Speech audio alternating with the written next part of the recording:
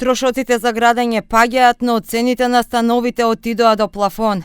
Може ли државата да ги сруши цените на стамбениот квадрат во земјава кои во Скопје надминуваат 2000 па и 3000 евра?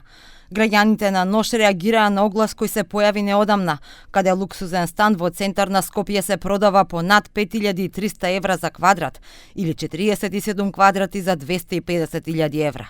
А реагираше и поранешниот министер за финансии Кирил Миновски со предлог до владата да се разгледа можноста за регулирање на маржите во градежниот сектор за да се спречи неконтролиран раст на цените.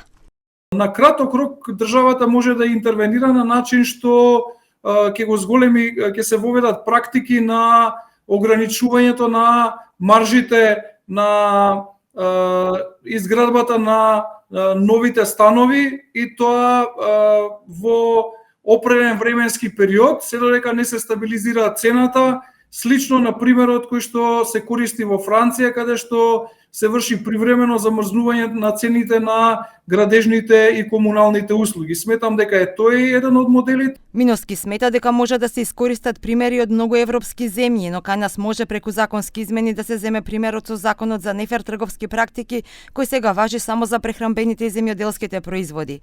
Тој со предупредување.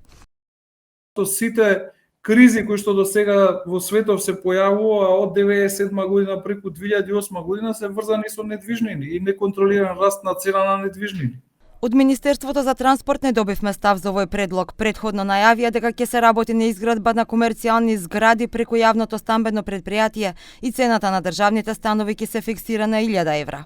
Анализата пак на Бизнис 21 покажа дека ако во 2020 година, кога се последните официјални податоци на регистарот за цени недвижнини, метар квадратен во Скопје се продавал по 970 евра, сега цените се најмалку дуплирани. Дека растат цените од почетоков на годината потврдува и специјализираниот сајт за цени, цена на квадрат.ком, па така во моментов просекот во центар на Скопје надминува 2000 евра, а над 1900 евра е просечната цена за метар квадратен во Карпош.